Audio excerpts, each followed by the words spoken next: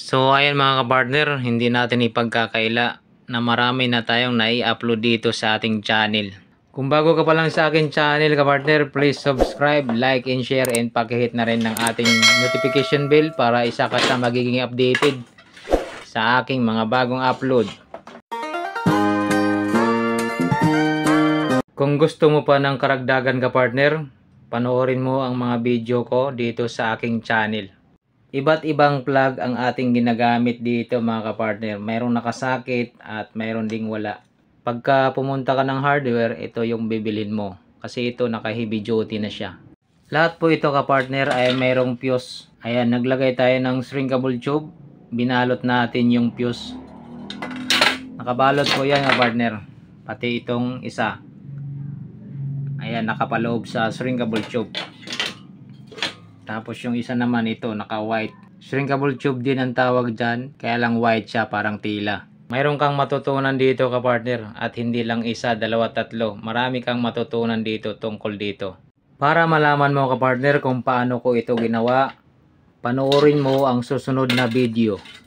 So ayan mga kapartner, mayroon na naman tayong sirang rice cooker. Ayan siya, parang hindi na naka-align yung heating plate niya, oh. Nakatabingi na. Sa sobrang tagal siguro, kaya hindi na siya level, hindi na siya flat, lumubog na siya kaunti. Titingnan natin itong loob. Ayan nga partner, dini ay makikita natin na mayroong mga wire dyan. Isa, dalawa, tatlo, apat, lima. Malamang hindi lang lima, basta may mga wire siya. Ayan, ayan naman yung magnet nya. Tapos, ito naman yung dalawang paa ng heating plate. Dalawang paa lang mga kapartner. Tapos, ito naman yung fuse. Ang fuse niya ay nakadirect dito sa isang paa. Tapos, pumunta dito sa saksakan. Ay mga kapartner. Ngayon kapartner, titingnan natin ito mamaya yung fuse kung sira na ba o hindi. Pagka sira, siyempre papalitan natin ng panibagong fuse. Lahat yan kapartner ay tatanggalin natin lahat yan. Kukuha lang tayo dito ng dalawang wire para magamit natin dito sa dalawang paa. Dahil dito tayo magkakabit ng wire. Pag natanggal na natin yung heating plate, malalaman nyo rin kapartner mamaya.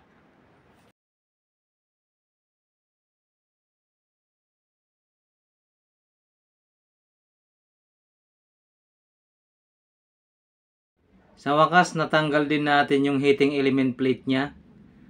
Mayroon siyang 700 watts tapos 230 volts. Ito yung itsura niya mga kapartner. Ganun lang siya kalapad, oh. Sakop lang yung isang palad. Ayan mga kapartner, hindi naman gaano kalakihan.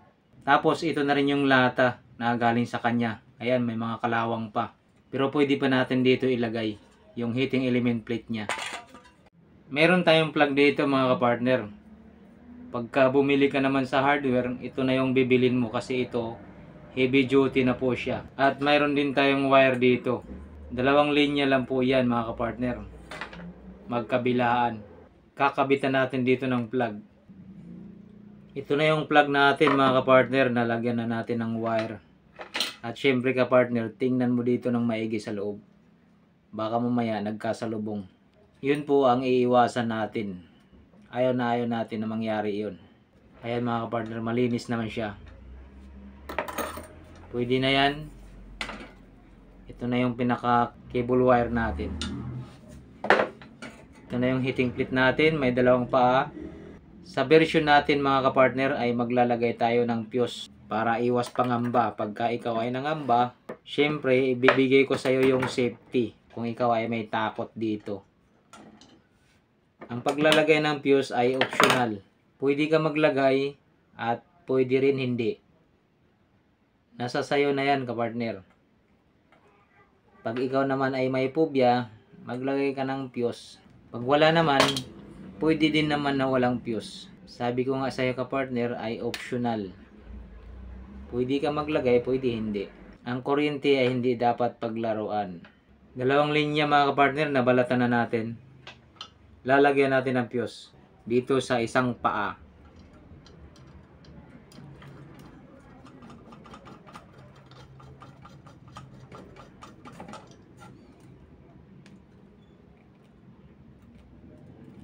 Ayan mga kapartner, nailagay na natin. Yan yung forma niya mga kapartner. Siyempre kapartner, meron tayong shrinkable tube. Ito yung lagi kong sinasabi na safety tayo pagka mayroon tayong shrinkable tube. Maganda ito kapartner pagka tayo ay nagdudugtong ng wire. Naka shrinkable tube tayo.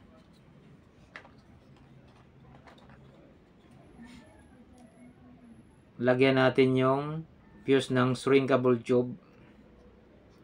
Tapos maglagay din tayo ng isang shrinkable tube dito. Maglalagay pa tayo uli ng shrinkable tube para dito sa ating pagdudugtong ng wire dito sa fuse. Siyempre kapartner, yung fuse huwag nyo pong ilayo dito sa heating plate. Pagka ang fuse ay sobrang layo, wala na rin siyang silbi. Pag siya ay nasobrahan sa layo, huwag mo siyang ilayo. Ganun lang ang technique kapartner pagka gagamit ka ng fuse.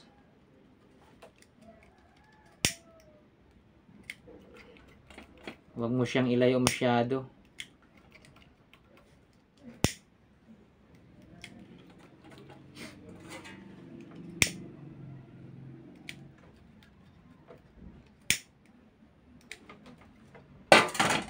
Maganda talaga ang shrinkable tube pagka tayo ay nagdudugtong ng wire.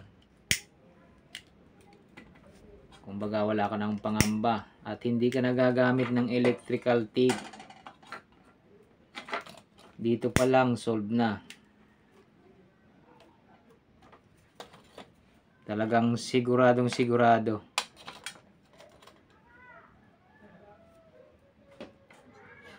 Ngayon nga partner, hindi natin ito ida-direct dito dahil wala siyang terminal. Maghahanap tayo ng isang wire. Kasi itong wire na ito mayroong terminal. Papalitan natin. Ito yung ilalagay natin. Mas mainam pagka mayroong terminal.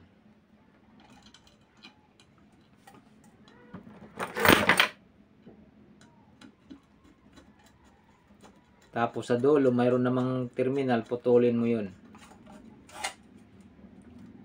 Ayan mga partner, naikabit na natin, di ba? Tapos mayroon ding terminal dito, puputulin natin. Ganun lang kadali mga kapartner.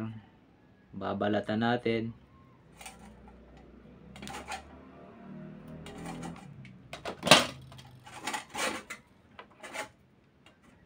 Tapos lagyan din natin ng shrinkable tube para sigurado. Pagkalagay, pipilipitin natin para mas lalong sigurado.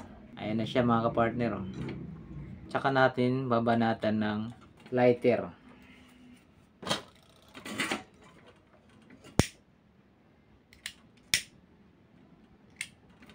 Yan, di ba?